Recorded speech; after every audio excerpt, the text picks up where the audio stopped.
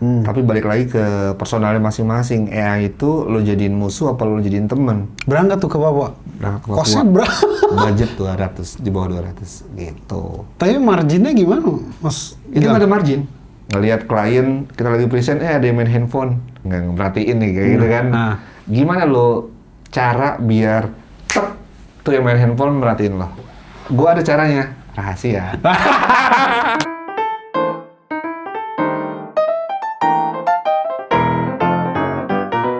Balik lagi di Cerita Kreator. Hari ini gue kedatangan EP sekaligus senior produser. Ini dia Mas Gilang.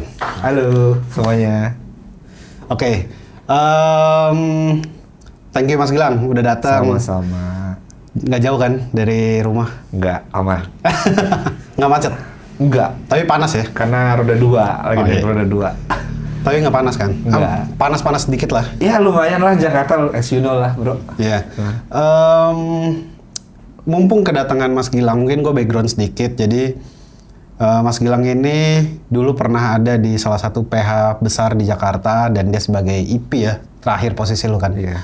Nah terus kemudian cabut ya, bisa dibilang cabut lah. Resign mungkin dari situ, terus kemudian bikin PH baru. Nah gue mau tahu dulu basicnya sebelum jadi EP itu gimana, Mas Gilang? Waduh. Kalau lo bisa jabarin lah. Oke, long story. Gue berawal sebenarnya dari tahun 2000 dan itu apa? Itu kalau misalkan, gue bisa bilang dia udah senior banget, gitu kan? Salah satu yang senior lah gitu. Nah, lu tuh termasuk orang yang udah berapa lama di industri ini? Di industri ini, iya. Gue tuh awal karir banget tuh tahun 2000. Tapi itu sebagai sebagai figuran benar-benar gue mulai dari bawah sebagai figuran film, figuran sinetron. Terus tahun 2004 gue mulai casting jadi talent. Oh, lu berarti awalnya dari pemeran dulu? Dari pemeran dulu, dari depan layar. Oke. Terus itu tahun 2004 gue jadi talent. Along the way kan itu kan namanya freelance ya, jadi talent. Gue sambil kuliah juga, ada tawaran lah jadi asisten casting. Itu masuk di tahun 2006 gitu. Gue jadi asisten casting. Asisten casting, terus di 2007 mulai naik, 2008 itu gue casting director, dan alhamdulillahnya di 2010 yang gue join sama salah satu perusahaan terbesar itu. 2010 gitu. Berarti dari awal ketika lu masuk udah jadi asisten casting? Masuk ke industri, iya. Jadi asisten casting, terus jadi casting director. Jadi perkenalan gue sama PH, salah satu PH terbesar ini adalah waktu itu gue di-hire sebagai casting director karena casting director sebelumnya cabut. Mereka butuh replacement, so karena produsernya kenal banget sama gue, jadi gue join. Along the way, gue dikasih opportunity, kesempatan jadi PA, freelance dulu. Freelance dulu. Freelance di sana back to back, alhamdulillahnya selama 3 bulan, dan mereka lihat etos kerja gue segala macem, gue diajak lah jadi in-house. Itu tepatnya tahun 2010 bulan Juli, gitu sebagai 2010 PA. bulan Juli, masih ingat ya waktu tanggal 27 Juli, gue ingat banget. Umur berapa tuh Mas Gilang? Umur berapa ya bro? Tuh 16 tahun yang lalu kan? Umur berapa ya bro? 20-an lah? Iya 20 pasti 20-an. 25 kalau nggak salah. 25 ya? Sekitar itu apa 23, gue lupa lah. Terus tapi ya yang gue bikin yang menarik adalah cara gue di approach tuh bukan kayak calon pegawai biasanya yang duduk face to face kayak gini. Jadi waktu gue lagi masih freelance, gue disamperin sama bos ya kan. Di depan gue lagi fotokopi, di depan mesin fotokopi langsung ditawarin, Gils, you wanna be our in-house? And then ya gue langsung bilang iya gitu, tanpa emang gue on that time gue lihat perusahaan tersebut adalah PH yang lagi maju dan kaliber jobnya juga besar-besar. Di sini tempat gue buat berkembang, dapat ilmu segala macam. Jadi gue nggak mempermasalahin soal gaji. Di kala itu gue per bulan gue tuh 2010 3,5 juta. Oke. Gitu. Terus tapi alhamdulillah juga dapat per day shooting. Oke. Jadi di luar. Jadi Iya. sistemnya perusahaan tersebut adalah gue dapat gaji tapi Iya. dapat per day shooting juga gitu. Oke. Tapi per day shooting gue sebagai PA nggak seperti PA freelance. Oh ya pasti. Pasti. Jadi kayak waktu itu kalau nggak salah awalnya gue 750 apa sejuta gitu. One day shootnya.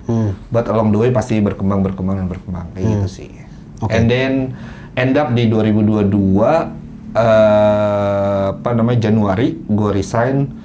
Sebenarnya waktu itu udah alhamdulillah dipercaya juga selama setahun terakhir sebelum gue resign tuh jadi VP, Vice President of Production. Gitu. Jadi waktu 2021 itu pas COVID terus juga yang udah gue anggap sebagai kakak waktu itu almarhumah Bu Rachel gitu ya, mentor gue juga meninggal gitu.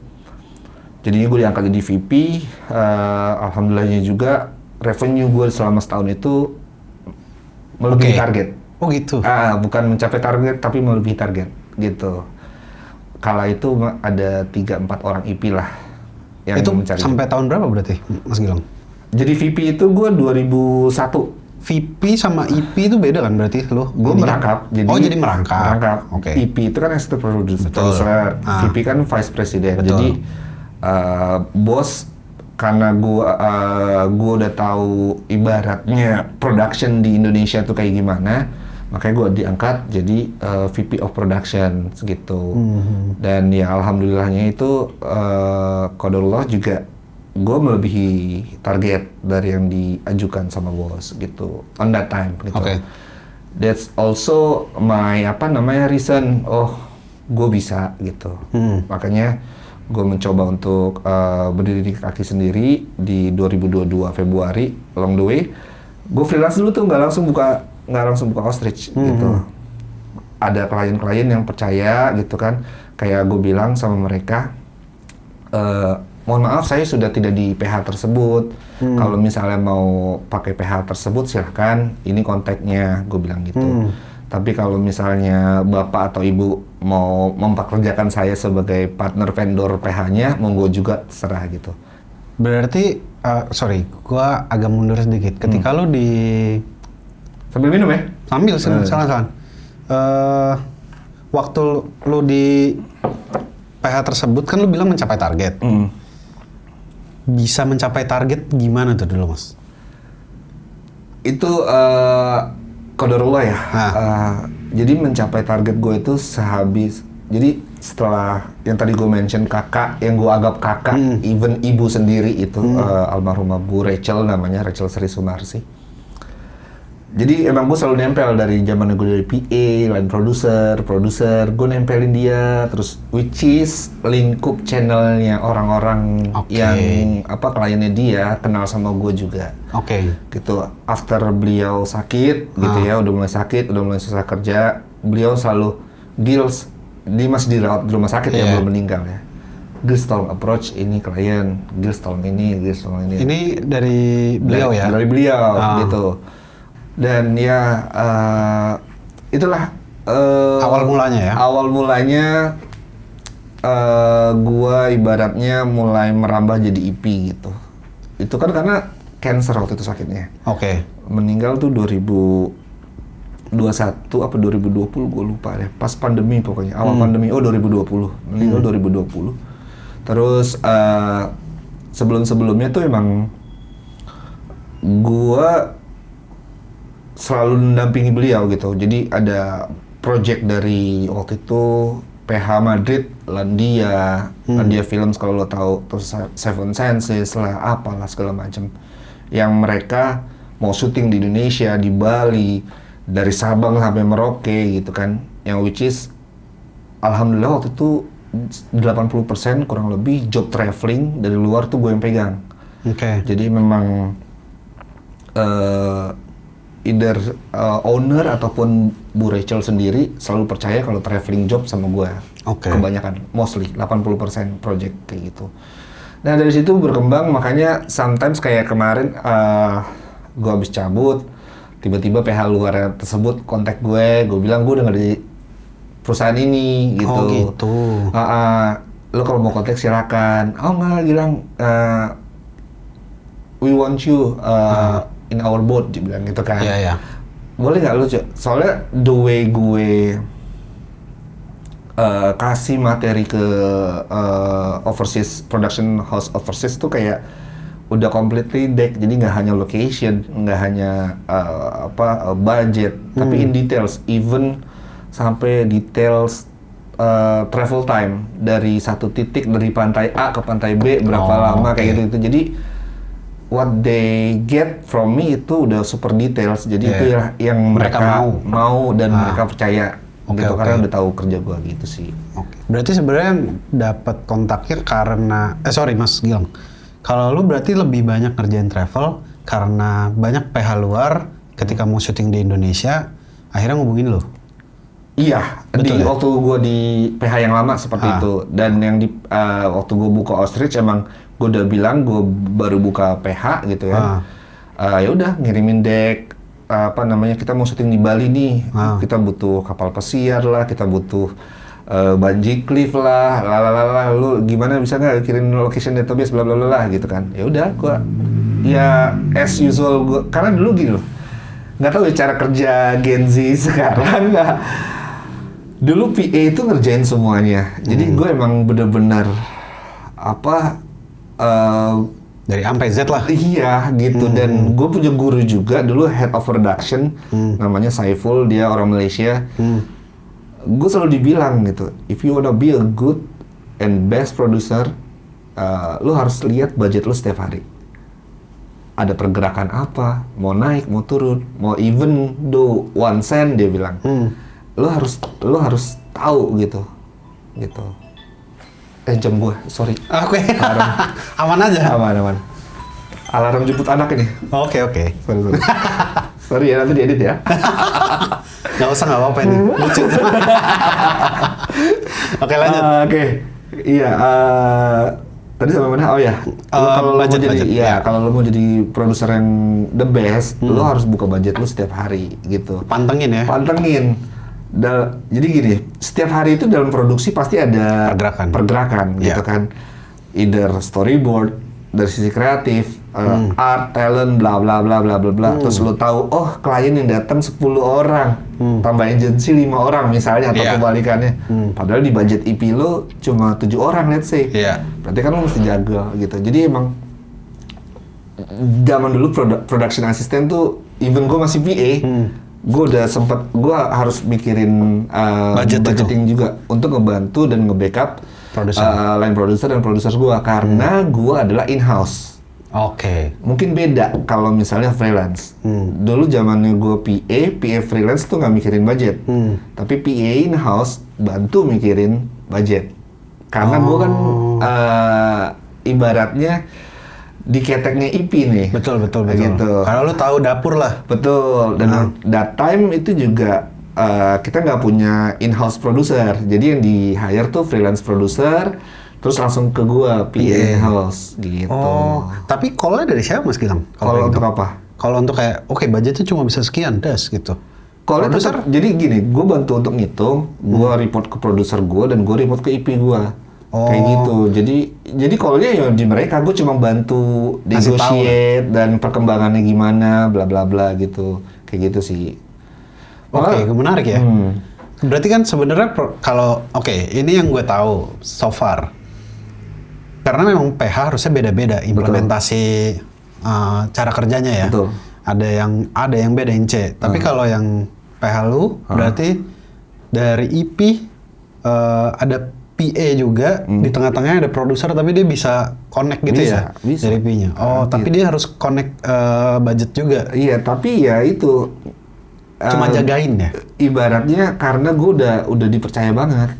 Betul. Beda halnya kalau freelance yang baru in-house gitu.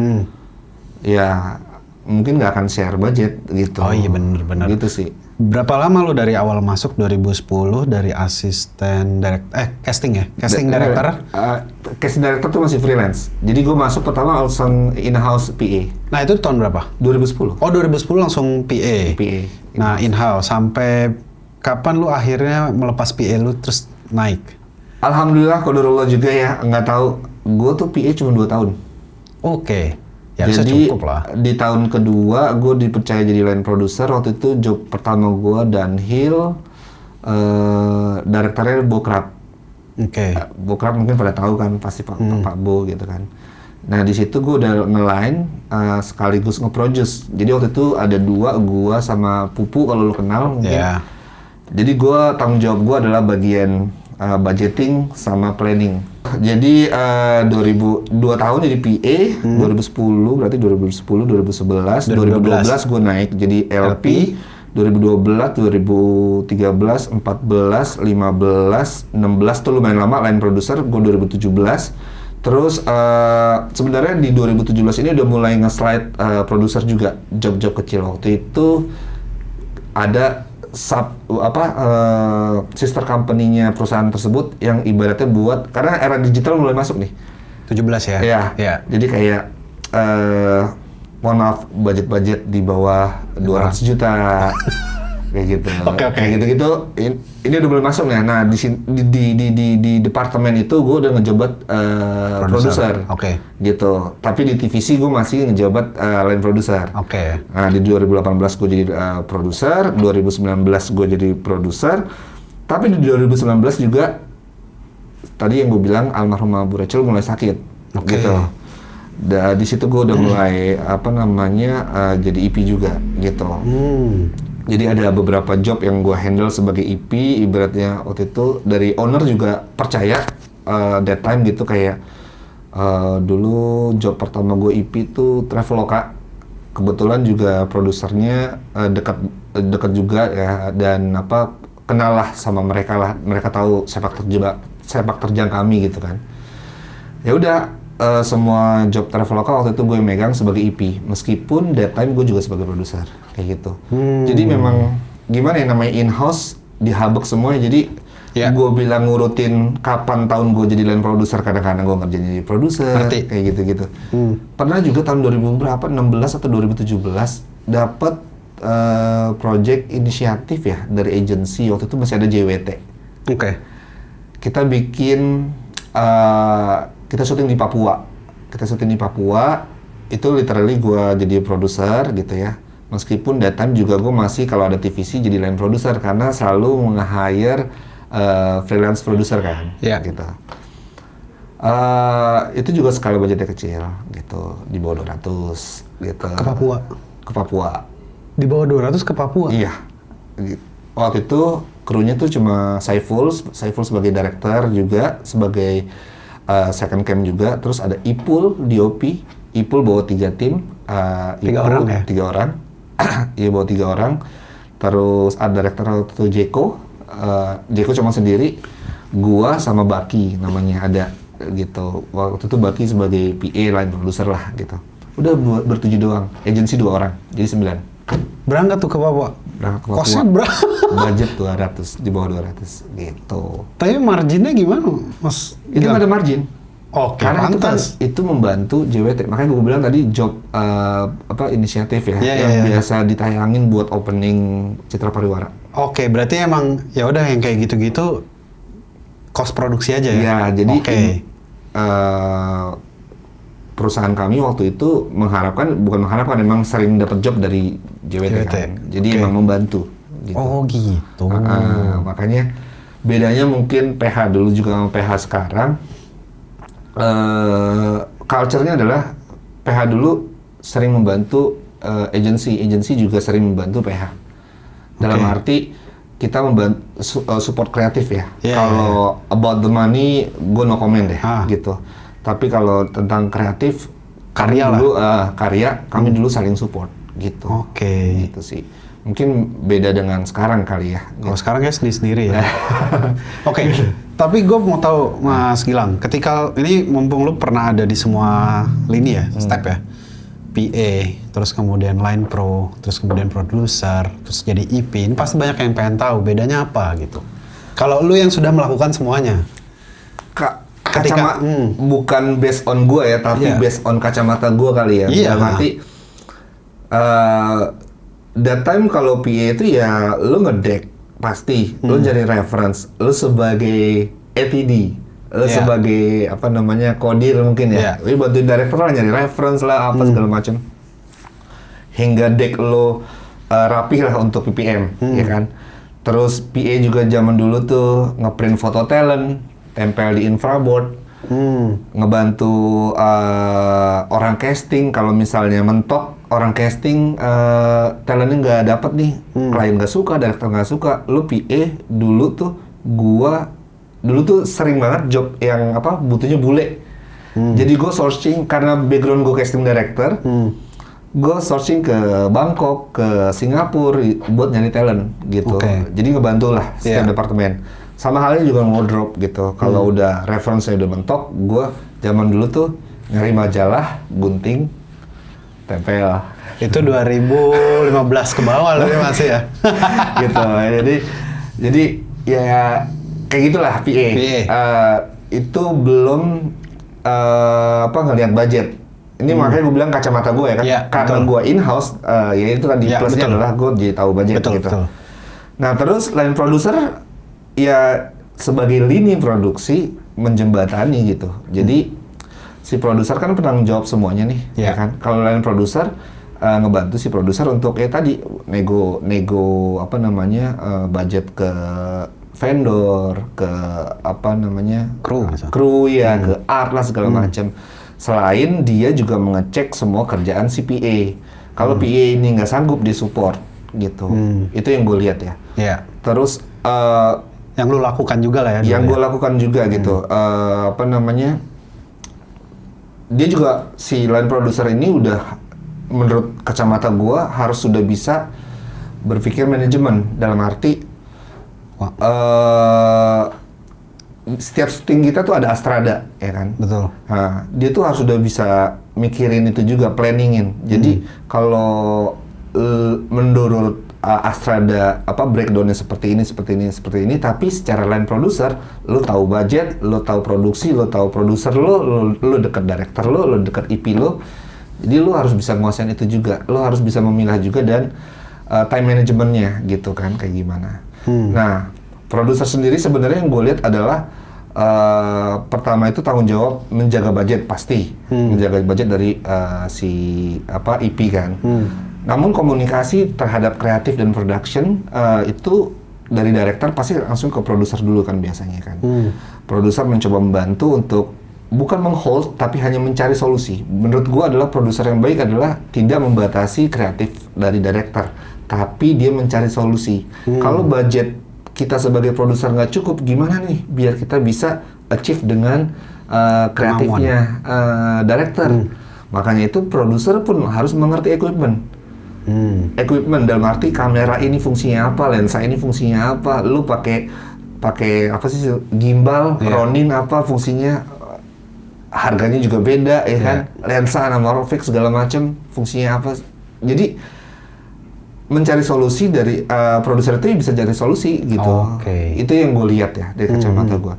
Jadi nggak hanya mohon maaf sebelumnya, not leaking your director S, not leaking your EPS gitu. Tapi lu jadi diri lu aja, nggak perlu lu memihak satu sama lain. Itu yang kacamata gua. Gitu. Jangan sampai director merasa ini sisi kreatif gua gitu.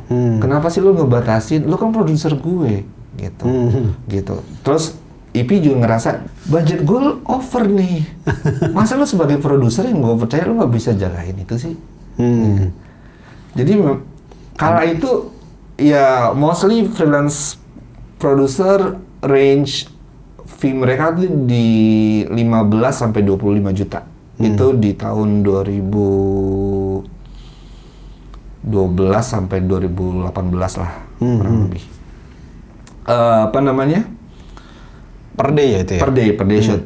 Jadi emang dengan bayaran mahal lo itu, lo sebagai produser harus bisa berdiri di dua pihak, netral. Terkadang ada juga gini produser menyerah dengan idealis director, gitu kan. Akhirnya lempar ke IP. Bu atau Pak, saya udah coba begini, tapi beliau director tidak bisa dibilangin. Boleh nggak langsung gitu? Sebenarnya nggak salah. Cara itu nggak salah. Karena memang kuasa uang adalah kuasanya IP. Oke. Gitu. Tapi lu sebagai produser harus tidak hanya ngelihat sisi negatifnya dari director. Lu cara lo komunikasi penting banget lo produser. Cara lo komunikasi ke IP bukan menyalahkan director, tapi lo mencoba menjelaskan sebenarnya ada atau Pak solusinya seperti ini gitu. Saya juga sudah sampaikan, cuma yang bersangkutan lebih mau dengan yang equipment seperti ini. Contohnya kayak gitulah. Intinya ya komunikasi, produser itu komunikasi gitu. Jadi memang yang lainnya kan lo bisa dihandle gitu. Oh ada satu yang lucu juga. Zaman dulu produser langsung ke PA sebenarnya, nggak butuh line produser. Jadi cuma butuh satu orang doang. Either produser sama PA atau produser sama line produser. Kalau sekarang kan serangkaian. Ada produser, ada line produser, ada PA, ada RTD. Iya, betul. Betul kan? Jadi banyak orangnya. Kalau dulu nggak gitu. Oh gitu. Makanya generasi yang sebelumnya memang lebih banyak kerjanya gitu menurut gue ya.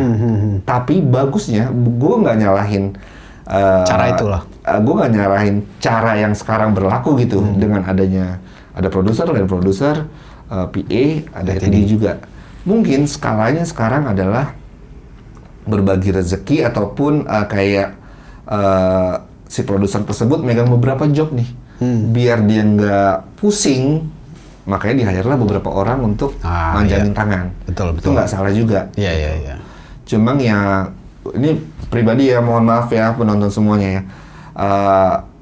Agak kurang fair menurut gua buat PH. Kalau gua dari kacamata PH gitu ya. Jikalau udah fee produser lu segini, fee line produser lu segini, ibaratnya dengan 4 orang, fee 4 orang itu udah gede banget, tapi kerja lo kayak ibaratnya lo harus belah pikiran sama PH lain yang lo lagi kerjain gitu. Agak nggak fair. Tapi balik lagi itu kan semua pilihan juga lah. Pilihan itu. Dan eranya berbeda-beda ya gitu. Jadi ya itulah yang dulu dan sekarang gua lihat lah. Gitu. Tapi kalau lu sebagai kan sekarang berarti lu bisa dibilang A sampai Z nih jadinya. Ketika lu sudah, ini kita lepas dulu dari PH yang lama lah udah. Terus kemudian lu udah jadi IP di PH lu yang baru yang lu punya sekarang. Kalau lu sebagai IP sekarang memberlakukan yang cara yang mana? Oke. Dulu pertama berdiri gue punya PA. Sistem dari PH yang lama udah gue rubah, gue rubah. Tapi ternyata itu nggak works. Oh gitu. Akhirnya, sorry, gue potong. Nggak worksnya tuh ketika lu dari IP ke PA. Nggak worksnya dalam arti kinerja si PA ini sama gue, sama PH. Oke. Karena tidak ada ownership di situ. Gitu. Gue kayak gue paham gitu, setiap orang lah butuh uang, butuh gaji ya. That time itu awal-awal gue menggaji PA gue itu ya per bulan. Karena memang demand dari investor gue ya per bulan aja, nggak usah ada apa per day shooting lagi ya. Request. Akhirnya along the way hampir setahun, PA gue itu resign. Dan yang gue lihat emang gue kayaknya harus, karena nggak tahu ya, karena gue udah meletek dalam arti sistem di yang sebelumnya, jadi gue apply lagi di in the next year-nya itu gue pakai 2 PA dengan gaji tidak sebesar yang PA pertama tadi yang udah resign, tapi per day shooting-nya dapet. Gitu. Dan itu menurut gue lebih works karena mereka bisa, yang gue lihat ya, bisa salah ya, gue bisa salah, tapi yang gue lihat adalah mereka bisa mengestimasikan ke depannya biaya hidup dia. Gitu. Kalau gue dapat syuting segini, kalau gue nggak dapat syuting segini, kayak gitu kan. Ibaratnya kalau gue dapat syuting, ya ini sebuah nilai plus buat gue, bonus lah, tabungan lah buat gue gitu. Jadi seperti itu sih. Itu yang gue pelajarin. Tapi berarti dari IP tetap ke PA, nggak hiring produser ya?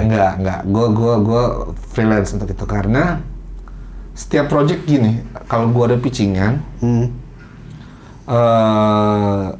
nggak tahu ya, mungkin cara pandang IP lain berbeda atau gue kurang tahu gimana. Gue selalu dari konsep yang ada, gue ngitung tuh bukan berdasarkan estimasi dari project sebelumnya, tapi benar-benar gue lihat dan gue pelajarin dan gue cross check.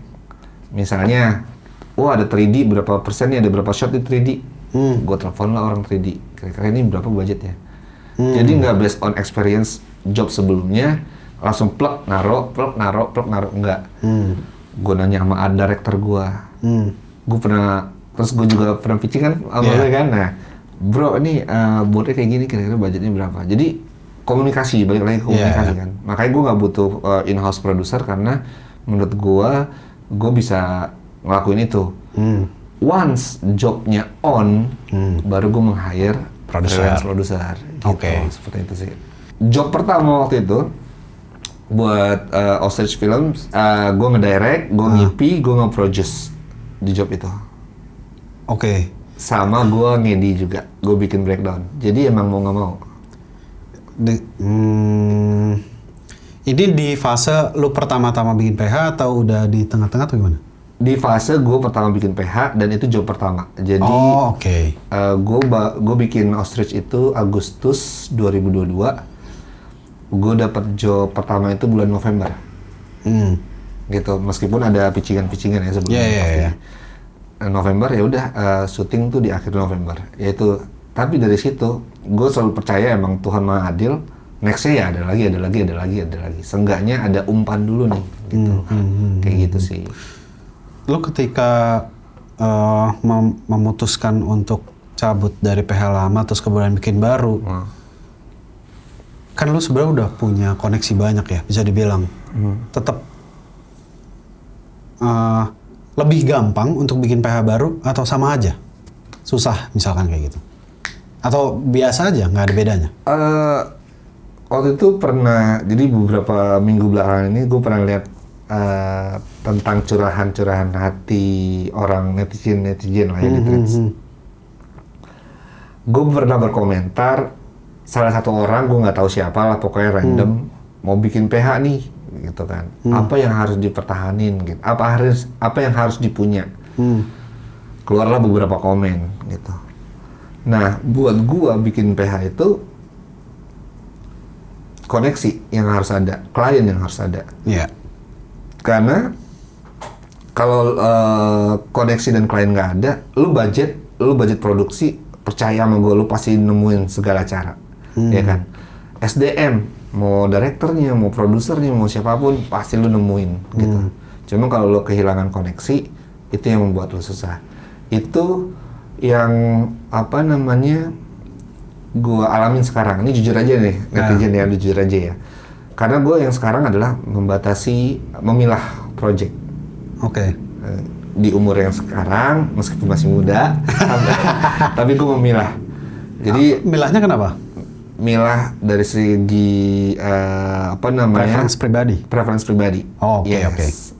Even itu soal agama gue, itu soal cara klien yang udah gue tahu gimana. Jadi lebih baik gue less stress gitu. Jadi yaitu gue sama keluarga gue selalu percaya, dan mungkin kalian semua juga selalu percaya kalau misalnya rezeki udah ada yang ngatur. Jadi ya udah, kita jalanin aja gitu dengan sekarang. Nggak, tapi ketika lu pertama kali resign nih, terus kemudian lu dapet dapat nama PH, kayak gue bikin ini deh gitu. Approaching-nya semudah itu atau sebenarnya kayak lebih lama? Approaching siapa nih? Ke klien atau dapat kliennya itu lebih gampang apa sama aja lah dulu? Kalau dulu gue punya nama besar di belakang gue kan. Iya betul. Nah, kalau sekarang lebih susah jujurnya. Karena gue, meskipun guanya orang lama, tapi bendera yang gue bawa bendera baru, gitu. Di mana notabene juga soril gue juga belum banyak. Gitu. Berarti PH itu harus punya soril juga ya, Mas Gilang, buat lo? Menurut gue ya, karena jualan lu di mana gitu. Kecuali ya balik lagi kalau lu udah kenal dekat. Oke. Sekarang gini, beberapa orang lama, agensi lama, produser lama, klien lama yang waktu gue di kantor sebelumnya, meskipun gue coba approach, yang mereka lihat itu nggak selalu guanya. Oke. Gitu. Bisa juga bendera lamanya yang dilihat. Nah. Gitu. Buat orang-orang yang udah deep banget koneksinya sama gua, baru melihat guanya. Ya. Tapi yang belum deep melihatnya benderanya. Oke. Gitu. Itu yang sometimes buat gua pelaku industri yang bikin PH baru rada struggle di situ. Makanya gue membangun koneksi. Sekarang eranya banyak orang nge-share pekerjaan kayak di LinkedIn, di Thread, di Instagram atau di aplikasi lainnya lah, website lainnya gitu. Itu yang gue coba kembangin dan memang alhamdulillahnya 2 tahun belakangan ini, bahkan 3 tahun belakangan ini gitu, mostly project gue langsung direct client. Daripada dari agency gitu. Jadi emang karena dulu kan di PH yang lama itu gue dekatnya sama agensinya, bukan sama kliennya. Gitu. Jadi mindset gue rubah. Jadi ya udah gue approach kliennya gitu. Karena orang agensi lama lebih kenal sama bendera gue yang lama daripada sama guanya. Gitu. Tapi gue punya pertanyaan, apa yang memutuskan lu untuk akhirnya bikin PH sendiri? Kan sebenarnya ada opsi ketika lu cabut, lu jadi freelance produser misal, atau freelance IP lah. Itu gimana Mas Gilang cabut lu? Abis cabut kan gue emang jadi freelance dulu. Oke. Itu gue Januari cabut, Februari, Maret, April, Mei, Juni, Juli. 6 bulan gue freelance. Oh gitu ya? Tapi setelah itu akhirnya memutuskan karena lu merasa... Karena ada yang nawarin. Mau buka PH sendiri kan? Oh gitu. Dari situ berarti ya? Iya. Nah berarti, oke. Karena dalam 6 bulan itu bro, alhamdulillah lumayan nyayur. Tuh ya. Makanya ada investor yang tertarik. Oke. Jadi itu budgetnya di atas 1 semua. Pada saat gue jadi freelance gitu. Nah, terus gimana lu kok bisa tadi gue nangkep dari lu kalau tidak semudah itulah dapat klien. Ketika menjadi freelance lebih mudah. Apa ininya? Karena kalau freelance kan PH-nya benderanya bukan lu gitu ya? Iya. Oh, gue menjual diri gue freelance. Jadi gue membawa PH lain. Oke. Misalnya PHA. Mas atau Mbak, ini gue ada project nih. Dari klien gue langsung. Gue pakai PH lo ya, gitu. Oke. Nanti gue minta share profit sama fee aja gitu kan. Pembagiannya sekian kayak gitu. Oh ya udah boleh, yuk bro, gas yuk kayak gitulah, sesimpel itu. Jadi emang waktu itu ya lumayan sih bro, gitu. Dan that time juga awalnya gue resign juga pas IP freelance belum ada AI. Itu 2021 belum ada ya kalau nggak salah ya. Belum. AI mulai berapa sih 2022? Setelah pandemi. 22. Iya 22. Seingat gua 22. 23 lah mulai berasa tuh. Iya, gitu. Tapi belum masif dulu. Iya. Kayak gitu sih. Kalau gitu yang membedakan lu di industri dulu sama yang sekarang apa kira-kira? Yang membedakan guanya atau industrinya? Industrinya. Dari yang pernah lu rasain. Oke. Dulu sama sekarang. Mungkin kalau dulu ketika lu kerja di production house terus kemudian sekarang pernah di production house dan jadi IP juga. Oke. Bedanya apa, Mas Gilang? Oke, garis besarnya sih sebenarnya setiap generasi pasti bakal ngalamin perubahan ya. Dulu zamannya masih pakai film, ya kan? Bertransisi gimana, sekarang digital. Dulu gua casting director jadi telco, present pakai mini DV, clamshell. Sekarang tinggal ngirim data. Dulu pernah ngerasain kayak ngirim pakai U-Send-It kalau lo tahu. Tahu deh gua. Iya. U-Send-It. WeTransfer akhirnya berubah. Dulu zamannya masih Skype, sekarang udah ada Zoom segala macam. Semua era pasti ada perubahan sih, bro. Dan tergantung gimana pelaku industrinya beradaptasi gitu. Era sekarang memang berubah drastis karena ada AI. Tapi balik lagi ke personalnya masing-masing. AI itu lo jadiin musuh apa lo jadiin temen, gitu. Buat gua secara pribadi, awal-awal, seriusnya, awal-awal gua sebel.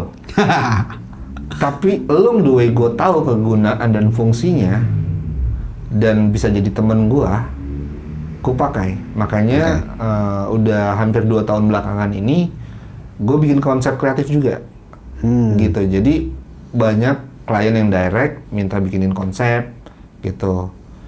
Tapi gue nggak nge-charge ya, kayak mungkin ada beberapa agency nge-charge bikinin konsep, nge-charge ke klien. Kayak misalnya sekian juta, nanti kalau udah on sekian lagi gitu.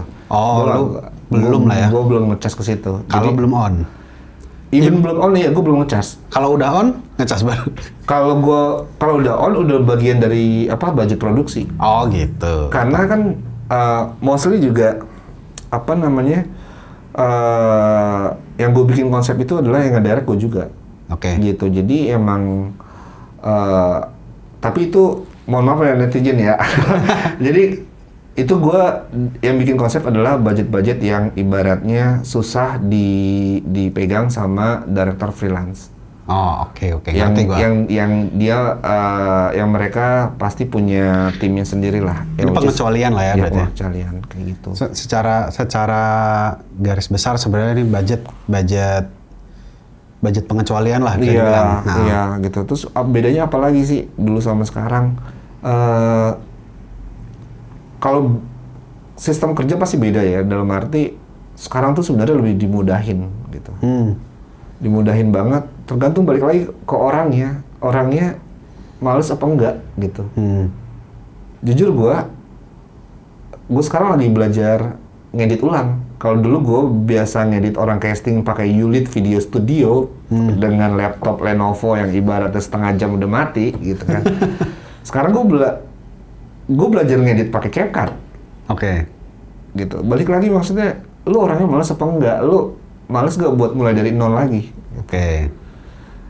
Itu sih yang gue rasain ya, maksudnya dengan apalagi mungkin khusus mas-mas dan mbak-mbak yang juga senior gitu kan, pasti ngalamin struggling zaman sekarang gitu, karena banyak generasi sekarang tuh jauh lebih pesat majunya gitu. Ya kita tidak bisa mencibir mereka, itu hak mereka. Ibaratnya mereka baru 2 tahun jadi PA, tiba-tiba punya PH. Ibaratnya baru 2 tahun jadi ATD, tiba-tiba jadi director. Itu udah rezekinya mereka gitu. Dan buat gue, itu ya mereka layak karena mereka mampu gitu. Mereka nunjukin mereka mampu gitu. Dan kita sebagai senior juga nggak bisa nyalahin, lu anak kemarin sore udah ini. Gue nggak gitu. Maksudnya gue malah bersyukur gitu. Era sekarang maju banget. Wow, gue orang ibaratnya generasi sebelumnya gue harus lebih maju nih. Gue ketinggalan ya sama anak-anak sekarang nih. Caranya gimana? Ya jangan males. Itu sih. Itu yang bedain gue. Yang gue simpulin berarti sebenarnya kalau dulu perkembangan kita itu sebagai pelaku industri, kru gitu, memang patternnya agak lama. Betul. Ya kan? Kalau sekarang cepet karena emang penyebaran informasinya juga lebih cepat. Betul kan? Setuju gue. Setuju, cepet banget sekarang. Berarti kalau misalkan gitu, kalau dulu gue nemu case ini nih Mas Gilang, karena lu pernah ada di PH besar, terus kemudian sekarang kan ada PH tuh ada levelnya sekarang besar, sedang, kecil mungkin gitu ya. Ada PH besar yang sekarang nggak bisa ngerjain proyek-proyek kecil. Nah, rata-rata mereka tidak bisa nemu tuh angkanya. Gue pengen tahu, orang-orang dulu tuh budgetnya berapa sih? Yang pasti di atas 1 M bro. Khususnya TVC ya. Malah gue pernah megang budget produksi 7M. Ini buat TVC ya? Buat TVC. Syutingnya keliling Indonesia, direkturnya dari Jerman, 7M lah. Even though pernah juga megang 12M. Dari Hollywood direkturnya, DOP-nya juga yang bikin video klipnya Katy Perry, Candy, wood apalah itu, Iya, apa yang gini. Jadi beda banget budgetnya dulu sama sekarang. Dulu nggak ada di bawah 1 berarti? Ada, Oh ada dulu? ada, tapi tidak banyak. 1-10 kira-kira berapa yang di bawah 1? Di based on di PH gue yang lama ya. Dari yang lu pengalaman lu lah? Itu paling cuma 2. Serius. 2, sisanya semua di atas 1 ya? Nah, gue bertanya, kenapa dulu punya stigma untuk pakai director luar, DP luar aja, instead yang Indo? Oke. Nggak tahu ya, mungkin stigma klien juga, balik lagi ke klien. Oke. Somehow dari klien pengen brandnya bagus, secara visual cantik. Director luar itu mereka dikasih kesempatan sama industrinya mereka untuk bikin story yang bagus-bagus. Oke. Gitu. Of course budgetnya mereka kan di luar sana juga bagus-bagus, makanya story-nya jadi bagus-bagus kan. Betul. Makanya dulu klien-klien banyak yang mau pakai director luar. Tapi director sini juga sebenarnya bagus-bagus juga gitu. Adalah salah satu senior gue yang biasa gue panggil Akang, punten hampurannya. Beliau bagus, beliau pintar gitu. Kayak gitu. Jadi ada juga salah satu bestie gue, bagus, pintar. Balik lagi sih budget itu gimana ya? Kalau kita berkaca dulu sama sekarang, dulu kita sebagai director, sebagai produser ataupun EP bisa dengan proper mengerjakan produksi. Oke. Kalau sekarang kita dituntut untuk proper. Oke. Beda ya? Iya. Dulu udah proper, sekarang dituntut untuk proper. Ini kacamata gue ya, mohon maaf ya sebelumnya. Menurut keyakinan saya ini. Tapi gue punya pertanyaan. Kalau sekarang itu ada narasi untuk kayak, aduh budgetnya kurang nih. Kalau dulu dengan angka segitu juga pernah ada narasi itu nggak? Waktu gue jadi produser, enggak. Oke, cukup nih gitu berarti.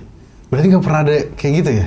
Aduh budgetnya kecil lagi kayak gitu. Berarti gua tidak pernah bilang sama kru gua waktu lagi budgetnya bagus ya. Duh budgetnya kecilnya nggak bisa.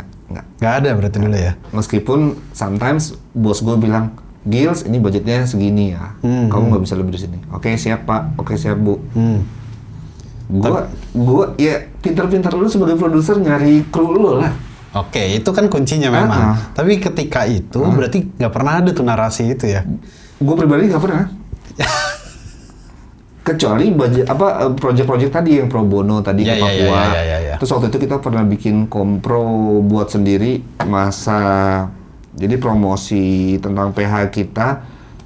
Jadi video itu untuk kita jual ke PH luar. Gue bikin itu, gue sebagai produser juga di situ. Syuting di studio dengan minta bantuan kru dan talent. Nah itu baru gue ngomong, sorry nih budgetnya segini, soalnya ini buat video promosinya PH kita ini, bukan buat ditayangin ke ini kok, kayak gitu. Baru gue ngomong gitu. Oh dan itu emang benar adanya? Iya, emang benar adanya gitu. Terus ya gue make sure deh ke finance pembayarannya nggak akan lama seperti biasanya gitu, nggak akan sebulan atau 2 bulan gitu, secepatnya lah gitu, karena gue juga minta tolong sama lo gitu. Win-win solution. Gue jadi punya pertanyaan, dulu TOP-nya emang lama mas? Tergantung, balik lagi. Berapa lama rata-rata? Rata-rata, kalau basically PH dulu malah buat yang report itu sebulan, buat yang non-report kayak lighting segala macam 2 minggu. Tapi ada juga PH lain yang itu PH gue ya dulu ya. Yang PH yang lu kerja di situ ya? Yang gue kerja di situ. PH lain yang kayak crew report, kayak produser, line producer, art director, bla bla bla, 2 bulan. Gitu ya? Ada juga gitu. Karena yang banyak. Iya. Dan perintilannya banyak. Betul. Jadi takes time ya. Nah, dan yang gue lihat bedanya sekarang, karena seringnya budgetnya kecil, jadi lebih sering minta tolong. Ya jujur itu pun yang gue lakukan gitu. Gue budget segini, gue minta tolong gitu ya. Tapi lu gue bayar cash. Art director yang harusnya report gue bayar cash. Oh gitu. Heeh.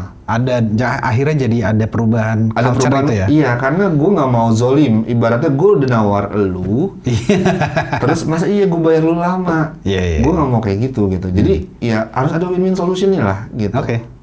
Sama apa post pro juga gitu. Boleh tanya ke beberapa vendor yang 2 tahun belakangan ini kerja sama gua, pernah gak gua bayar telat? Ostrich Films. Malah sebelum tenggat waktu, saking ngerinya gua megang duit orang, belum waktunya gua bayar. Ini gua bayar duluan ya, takut kepake. Kadang-kadang gitu. Pak, tapi kan belum selesai Pak proyeknya. Nggak apa-apa, gua percaya sama lu. Gitu. Kayak gitu, maksudnya emang ya gitulah. Karena gua pernah di posisi orang yang dibayar lama, dan gue nggak mau orang yang kerja buat gue ngerasain hal itu. Itu jadi hal yang nggak manusiawi buat gue. Ya betul, itu gue setuju sih, karena emang ya gue pernah ada ya sampai detik ini juga kadang ada pembayaran yang lama. Tapi kan kalau gue mungkin udah dari company to company ya. Nah kalau dulu juga agency to PH gitu lama juga nggak sih, Gilang? Jujur dulu gue nggak tahu malah meskipun waktu gue ngejabat IP, ini kita bicara dulu lagi ya. Gue tidak in charge dalam penagihan. Gue selalu menyerahkan ke finance dalam penagihan. Jadi gue tinggal nanya aja, si klien A udah bayar atau belum? Belum Pak, ini nanti tenggat waktu tanggal sekian. Berarti seminggu sebelum tenggat waktu gua nyolek doang. Gitu, gua nyolek finance departemen gua ngingetin, ayo jangan lupa, coba ditagih lagi kayak gitu. Simpel itu. Oh itu kalau dulu ya. Tapi lu tahu tenggat waktunya nggak? Misalnya kayak kalau sekarang kan mungkin ada yang sampai berapa bulan? Harus tahu. IP itu harus tahu term of payment dari klien ataupun dari agency, harus tahu banget karena kan IP juga ngebantu PH untuk ngatur cash flow-nya. Betul. Berarti rata-rata berapa dulu? Apanya? Tenggat waktunya, kayak 60 hari, berapa hari? Rata-rata 30 sampai 60 hari. Rata-rata 30-60 hari ya? Iya. Kalau sekarang kan ada yang sampai 6 bulan. 1 tahun pun juga ada. Tapi balik lagi gimana IP dan PH-nya ya. Iya. Maksudnya lo dapat uang buat produksinya itu dari mana? Apakah dari hasil minjem bank atau minjem partner atau uang lo sendiri, tergantung IP-nya sih. Ya sebenarnya terserah ya, terserah mereka, terserah pribadi masing-masing ya. Karena itu sistem yang dibangun sama perusahaannya kan sebenarnya. Iya. Gue mau tahu lagi kalau misalkan seru ya bro. Emang iya. Enak ya. Tapi gue mau tahu lagi kalau misalkan lu ngelihat yang sekarang nih, ngelihat anak-anak sekarang, lu sekarang mulai nge-hire anak-anak baru kan? Atau enggak juga? Carlino, tapi gue bangga sama adik-adik yang udah gue anggap adik. Nggak tahu kalian menganggap gue kakak apa enggak ya? Om, nganggapnya om. Dulu banyak yang magang sama gue. Dari kampus ini, kampus itu. Ya alhamdulillah sekarang gue ngeliat mereka berhasil. Ada yang udah jadi director, ada yang udah punya PH sendiri.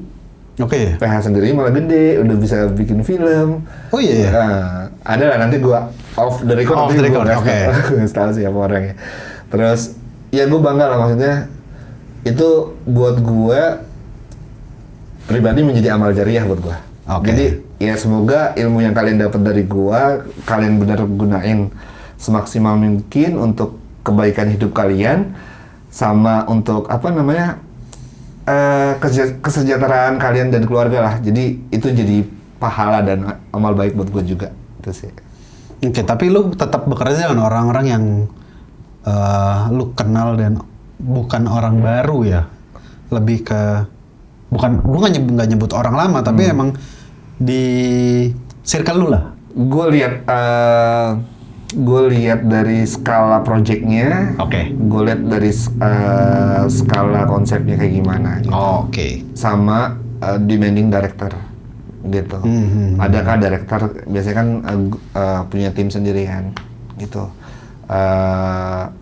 Kalau secara produksi memang lebih leluasa gue. Misalnya gue mau siapa produsernya, gue mau siapa PA atau line produsernya. Nah itu baru gue ibaratnya punya kuasa, bukan kuasa ya, punya punya passion untuk gue pilih sendiri lah, gitu. Gue butuh line producer yang gerak cepet, gue butuh line producer yang bisa berpikir slightly like producer, gue butuh PA yang slightly berpikir bisa jadi line producer. Jadi kadang-kadang kayak gitu. Dan nggak menutup kemungkinan gue juga beberapa job belakangan ini, mungkin 3-4 job belakangan ini, gue meng-hire kayak PA baru, gitu. PA baru tuh maksudnya Dalam dia... arti dia zero experience, pernah, atau baru 1-2 job experience di PH sebelumnya, tapi gue ajak gitu. Dalam arti ya biar lo belajar juga gitu dengan cara kerja yang gue. Gitu. Win-win solution, lo punya experience, lo juga butuh tenaga dan ininya gitu, ya. Kayak gitu sih. Berarti gimana kalau misalkan lu dulu pernah megang angka yang gede sampai M-an 12, belasan M, terus yang megang angka yang kecil, yang lu rasain gimana Mas Gilang? Dua sisi, dalam arti kalau gue berpikir profit nggak impact apa-apa ke gue. Karena waktu di perusahaan sebelumnya profit kan buat perusahaan. Benar. Gue nerima gaji dan fee. Betul. Tapi dari sisi cara bekerja itu yang lumayan membuat impact. Gitu. Gimana tuh? Tadi gue bilang, yang lu tanya kan apa, zaman dulu lu sempat mikir nggak sih budget kecil? Tadi kan lu pertanyaan gitu kan. Kalau sekarang tuh mikir banget, dengan budget segitu gue bisa ngasilin apa gitu. Itu impact-nya. Gitu, jadi ya sekarang itu lebih berpikir keras lah untuk EP dan untuk produser tuh lebih berpikir keras gimana dengan budget sekian. Harus bisa pelukan banget sama director, sama kreatif gitu ya. Gimana bisa men-tone down atau mencari solusi sama-sama duduk bareng. Gue yakin kok, orang gue pernah kok ibaratnya ngerjain budget di bawah 500, yang gue share, gue iseng aja gue share, menurut lu budgetnya berapa? Mereka rata-rata bilang 800, 900, padahal gue ngerjain di bawah itu.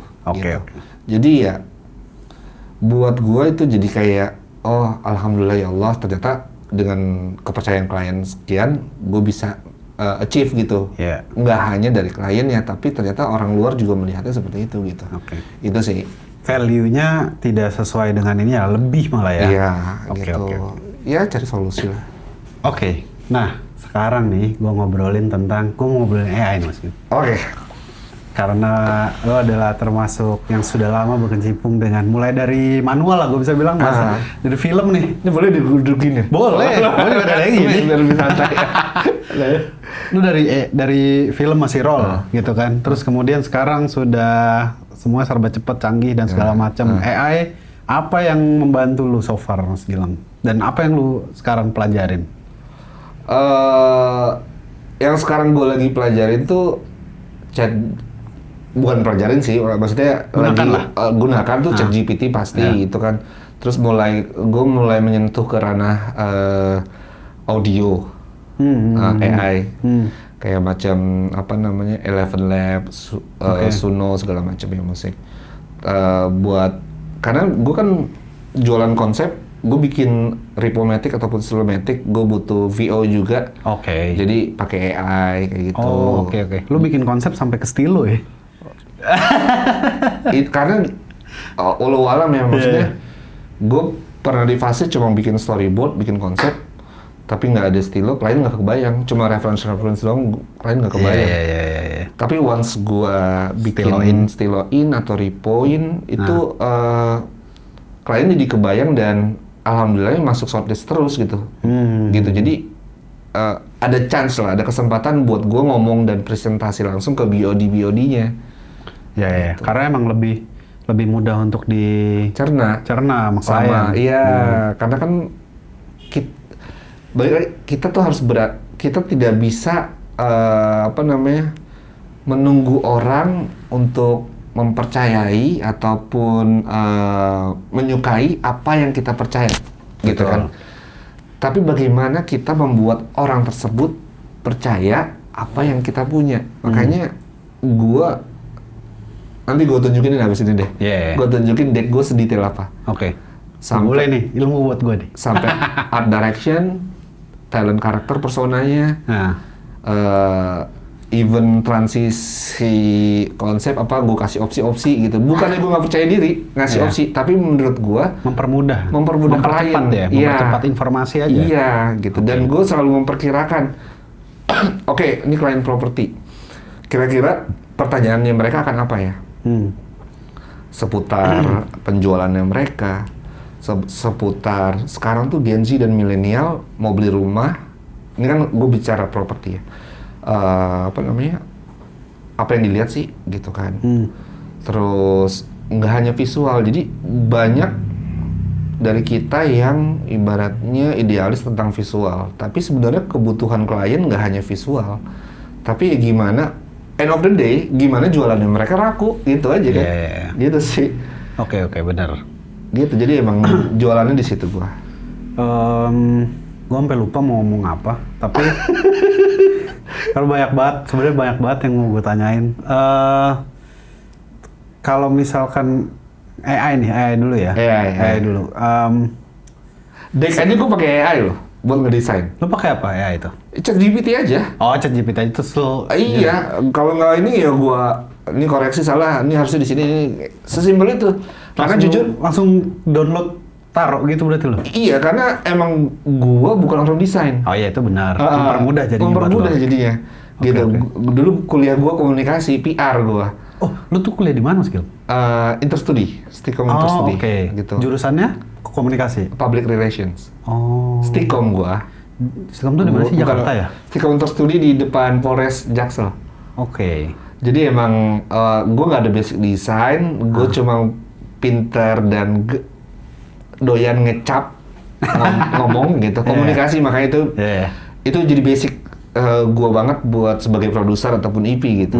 Buat jualan, how you present your deck, your concept to the client gitu kan. Gimana public speakingnya, itu kan di PR gue pelajarin banget gitu. Ngelihat klien, kita lagi present, ada yang main handphone, ini nggak merhatiin nih kayak gitu kan. Gimana lo cara biar tuh yang main handphone merhatiin lo? Gue ada caranya, rahasia. Gue baru mau nanya tuh. Nanti gue kalau pitching malah. Ya, oke.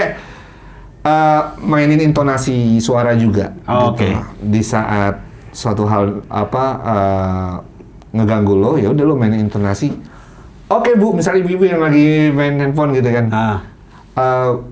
Kalau lo tahu namanya ya mention namanya, kalau lo nggak tahu namanya ya bu. Jadi lo gedein sedikit, tapi tetap dengan ditekankan sedikit gitu aja sih.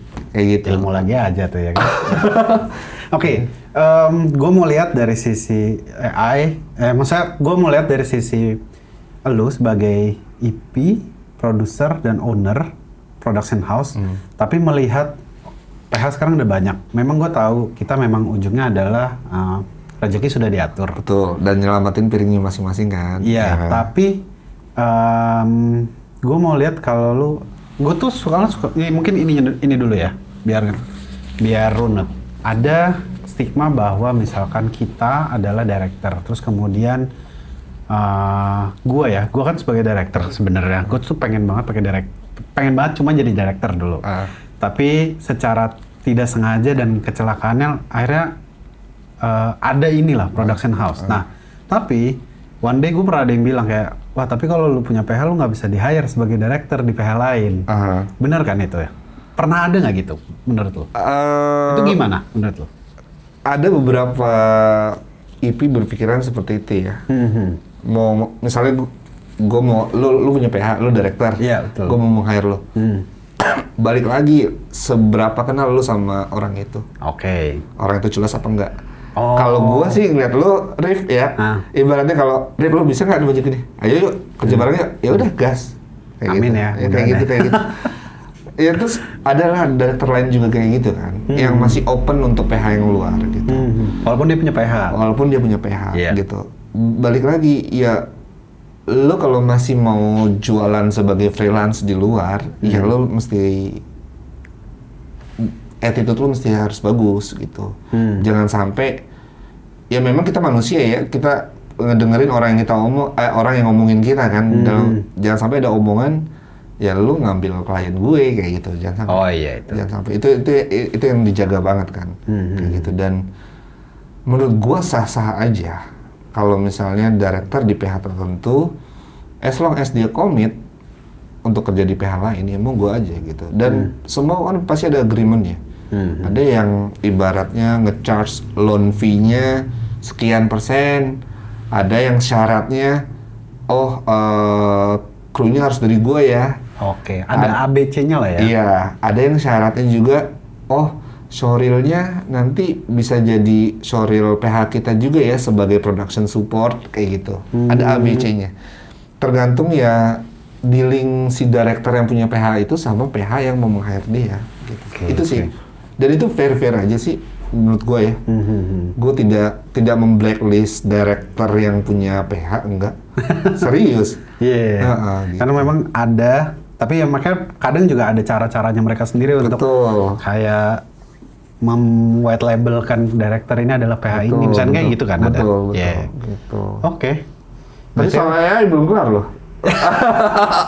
Udah oke aja. Tapi kita balik ke AI dulu. Kita balik ke AI. Kalau misalkan lu sebagai tadi kan lu jawab pakai ChatGPT. Terus kemudian Eleven Labs, Suno ya kan. Itu untuk ngedecking lah, kreatif lah. Iya. Di sisi lain lu ada apa lagi berarti? Nggak ada? Atau kayak misal si dance, cobain Kling? Gue belum sampai sana. Belum sampai sana. Karena menurut gue kalau gue udah sampai ke sana itu butuh proses dan waktu panjang lagi. Jadi betul. Dan sekarang SDM-nya udah banyak juga. Dalam arti kayak gue sih sekarang yang lagi gue pitching, gue tuh butuh AI. Ya gue nggak hire editor yang ada tim AI-nya juga, jadi itu udah jadi lapaknya mereka lah. Yeah. Jadi yang gue gunain sekarang sebatas sampai sebelum syuting aja, gitu. Dan ya biar gue nggak makan piring orang lain lagi gitu. Tapi lo ngelihat AI berarti gimana sih, Mas Gilang? Ngebantu banget. Bantu ya. Balik lagi kayak contohnya nih, gue tahu kayak storyboard artis yang netizen ya, itu pasti mereka struggle banget. Gue yakin pasti struggle banget. Gue pernah ketemu satu orang storyboard artis, dia selalu nanya, Mas Gilang ada job apa enggak, ada job apa enggak, ada job. Gue bilang, sorry gue lagi nggak ada job gitu. Dan emang even ada pitching pun juga gue pastinya pakai ChatGPT. Gue bilang, lo kenapa? Gue jadi bukannya soal mengajari ya, jadi kayak sharing aja. Ke dia kayak, lu coba deh cari opportunity lain dalam arti, lu kan jago gambar. Coba cara yang lain, bukan hanya di perfilman atau periklanan lu ngegambar. Mungkin gue nggak tahu apakah lu bisa approach IO yang mau bikin event tentang gambar atau apa segala macam. Gue yakin kok pasti di situ masih ada rezeki lo gitu. Meskipun gue paham banget rezeki lo tambah susah sekarang dengan adanya AI ini karena tergantikan lah. Iya gitu. Orang-orang desain apa segala macam itu sebenarnya lucu. Jujur ya netizen ya, gue lagi mencoba apply di LinkedIn untuk perusahaan luar. Dengan kondisi Indonesia zaman now gitu kan. Dan di agak spesifik, apply itu dalam arti lu apply apa? Nyari kerjaan. Sebagai individu untuk kerja di luar. Oke. Gitu. Karena melihat Indonesia sekarang ini sedang tidak baik-baik saja gitu. Jadi gua harus mempersiapkan diri gua untuk keluarga gua gimana gitu. Lucunya adalah di luar negeri sana itu storyboard artis, desain grafis itu masih sangat dibutuhkan. Makanya gue bilang sama teman-teman gue yang nanyain job, lu coba deh apply ke sana. Ya mas, tapi gue nggak bisa bahasa Inggris segala macam. Ya balik lagi, kalau lu mau berkembang ya lu harus belajar. Ya lu harus upgrade lah. Iya, lu harus upgrade diri sendiri. Lu nggak bisa yang cuma gini mulu gitu. Tapi ya lu harus berjuang juga. Lu anggap aja lu belajar lagi gitu. Kan lu ada anak sama istri yang mesti dinafkahin.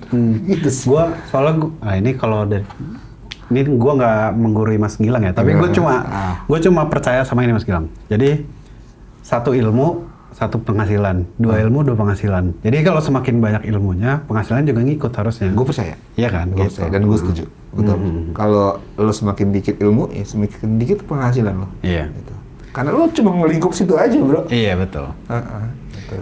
Tapi kita punya ada game nih, Mas Gilang. Game dulu ya kita ya. Gue nanya, nanti gue kasih 2 pilihan jawaban. A atau B. Nah, lu harus jawab antara A atau B. Nggak boleh punya reason, nggak boleh punya apa. Cuma Pilih jawab yang kata mana. itu doang Iya. ya? Oke. Oke ya.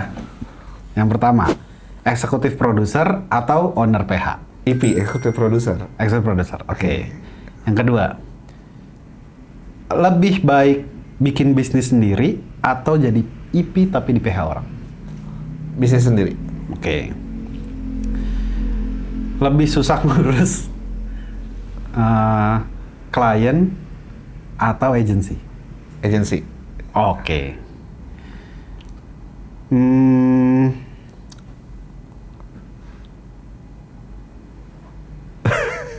Ntar ini gue nggak mau jawab, nggak mau pertanyaan ini. Kliennya ngasih brief kan? Oke. Ngasih brief dengan baik, tapi budgetnya kecil. Klien dengan budget gede, tapi briefnya sulit. Budget gede. Budget gede, oke. Ini orang lama kelihatan ini. Kan? Nggak boleh alasan. Iya. Kerja bareng sutradara idealis tapi sulit diatur, atau sutradara nggak banyak direction tapi kerjanya cepet? Idealis. Yang pertama. Idealis. Oke. Lebih mending nambah tim kreatif, misal kayak copywriter atau art director, atau nambah tim bisnis, misal account dari sisi PH? Tim bisnis. Horizontal atau vertikal buat EP? Horizontal. Orang lama.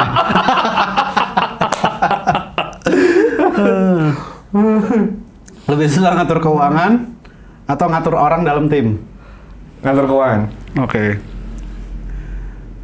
Sekali proyek besar atau proyek kecil tapi banyak? Sekali proyek besar. Apa gimana? Sorry. Sekali proyek tapi besar, Oke. atau kecil tapi banyak? Kecil tapi banyak. Oke. Udah mulai realistis ya yang ini ya. Dikejar-kejar klien atau dikejar-kejar kru? Ke kru. Oke. Itu betul tapi. Ini orang lama penting ini pertanyaan. Pitching via online atau offline? Offline. Offline. Lebih banyak revisi di preps atau di post production, Mas? Preps. Oke. Hiring senior atau hiring junior sekarang? Junior. Junior. Junior. Oke. Oke. Cukup pertanyaannya. Ini aja Mas Gilang. Gue mau tahu POV lu sekarang sebagai produser dan EP yang udah lumayan banyak. Pandangan lu terhadap industri sama buat yang baru mau jadi kayak lu lah. Kira-kira harus ngapain dan gimana sih? Waduh, gimana ya? Soalnya Dari POV lu aja. POV gue ya? Iya, yang pernah lu lakuin dan mungkin lu merasakan, anjir gue dulu kayak salah di sini, dan supaya nggak salah lah. Soalnya mindsetnya beda-beda ya. Kalau dari POV gue dulu, gue yang sangat gue harap, ini bukannya apa namanya? Ngajarin ataupun gue so iya sendiri ya, tapi dulu gue nggak mikirin budget, nggak mikirin gaji, nggak mikirin salary. Dalam arti gue butuh ilmu gitu, karena emang biar ilmu sendiri yang ngejar gue gitu. Iya betul. Tapi memang apa namanya, secara realistis sekarang itu semua orang butuh makan, ya kan? Bukan pesan sih, kayak ini buat diri gue sendiri aja ya. Saat ini berpikir realistis, tapi tetap dalam konteks yang gimana caranya lo bisa, meskipun kita nggak bisa bikin semua orang happy, seenggaknya lo bisa bikin diri lo happy. Itu aja sih. Jangan sampai udah lo berkorban sesuatu, apa yang lo dapat jadi sia-sia aja sih. Gitu sih. Oke, thank you nih Mas Gilang. Kalau misalkan lu mau ada klien yang mau pitching sama lu, kira-kira hubunginnya kemana? Instagram lu apa? Boleh ke gua atau sama Mas Gilang, nanti kita duel. Ntar kita duel. Duel bukan duel. Oh duel ya? Duel terus diduetin. Oke, di Instagram Ostrich @ostrichfilms.id. Terus kalau mau lihat portofolio atau showreel juga bisa di YouTube di Ostrich Films Indonesia. Kalau email gilang@ostrichfilms.id. Oke, sip. Thank you banget Mas Gilang udah datang nih. Thank you, bro. Thank you banget ya.